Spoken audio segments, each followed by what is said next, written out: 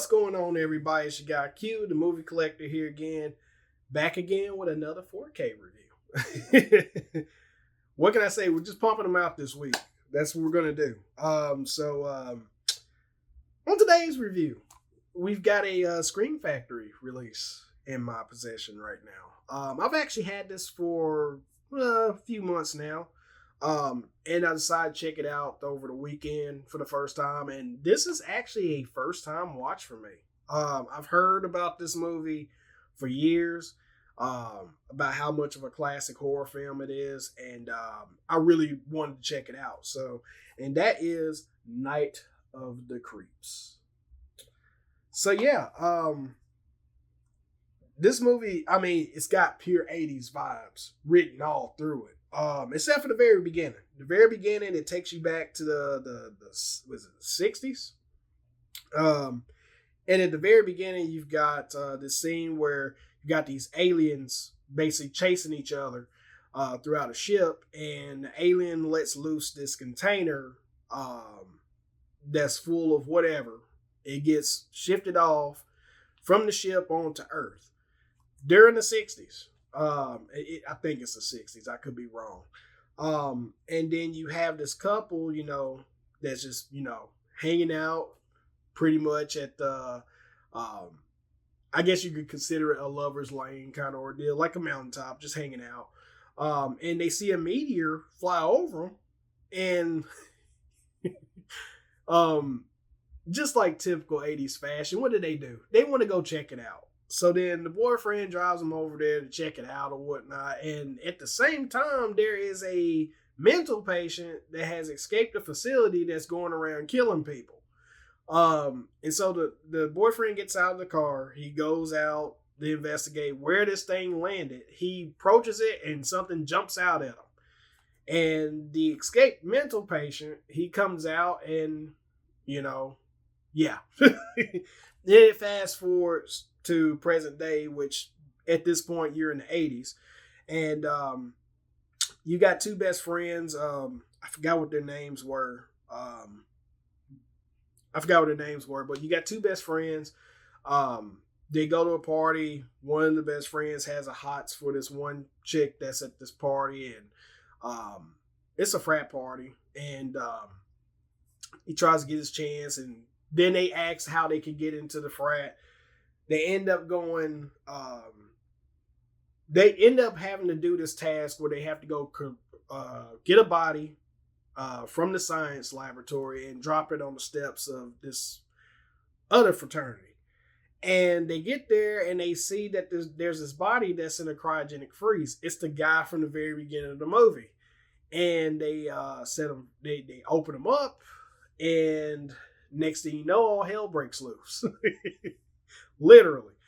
And so the little things is like kind of like going all over the place. They're getting inside of people, infecting them, turning them basically into, I don't want to say zombies because they react a little different. It's more like it's kind of like a take on Body Snatchers in a way, but they don't have the cocooning stage. It's kind of like it takes you right in, and then next thing you know, you just until someone actually kills them, and then more of them come out of them. But it's a fun movie. I mean, especially at the very end where things just go freaking batshit crazy. But I enjoyed it. I absolutely enjoyed it. It's got one of my favorite actors in horror films in the 80s in it, Tom Atkins. He plays as he's a cop that his character pretty much had the hots for the girl at the very beginning of the movie, and he gets older and he's constantly thinking about this girl because he feels like it's his fault because he didn't protect her. But anyway, this is a great film. This is a really, really great film. I enjoyed it a lot. And if you're in the 80s horror in that magnitude, this is definitely worth the pick up. But so this comes with a bunch of features. I watched a few of them. I didn't watch a whole lot of them. You got there's this new feature that's called A New Breed of Terror, the films of Fred Decker, which he's the guy that wrote and directed this film. And it goes through his his career pretty much in just filming movies in general. And then you have that's a gripe. I'm gonna come back to this one. But then you get an interview with actor Ken Heron. And then you also get, let's see here, interview with actor Suzanne Snyder. You got horrors, holograms, which anytime you watch any of those, I forgot what his name is, but all of his episodes, I want to say, are on his YouTube channel. And he revisits all the past locations from horror films. It's a good watch. But yeah, you've got a 5-part exploration of film, the making of Night of the Creeps. I mean, it's loaded. It's absolutely loaded. Now, one of the things I have like a little small gripe with when it comes to the special features, is that they have the original theatrical ending. Now, if you'll see here on the very front, it says director's cut. Does it say it on the front? Does it say it on the front? Let me see here. No, it does not say it on the front, but it says it on the back. But yeah, this is the director's cut of the film. What they should have done, let me see if it's up here. They should have did something like, does this one have it? Yeah. They should have treated this like they treated this. And a few other films that they've come out with on 4K since then. They should have gave us a theatrical, man, because from that original theatrical ending is definitely different from the director's cut. I wish they would have put the theatrical version on here. And I want to say there's an original Blu-ray that Scream Factory did before this came out. And I think on that release, you do get the theatrical cut. They should have added that in here. And I get that it is a 3-disc set, but they've done releases in the past. They've given you more than 3 discs. Nightbreed, case in point. There's 4 discs in here, Scream Factory. But I'm not going to gripe too much about that. Fun film. You get a lot of loaded material in here.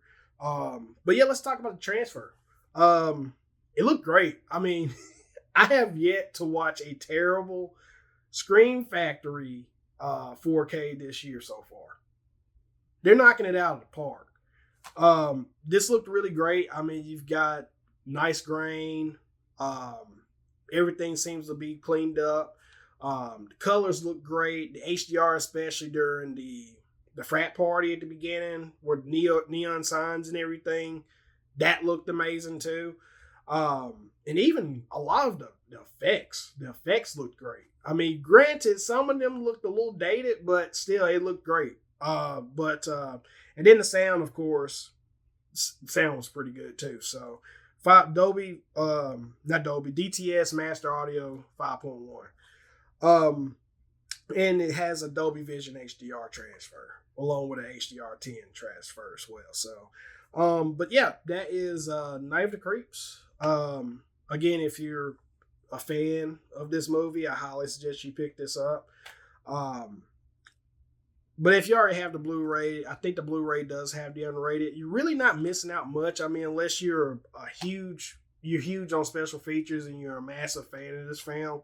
I mean, it does have it has a new, like I said, that retrospective interview on here. But yeah, definitely recommend you guys pick this up.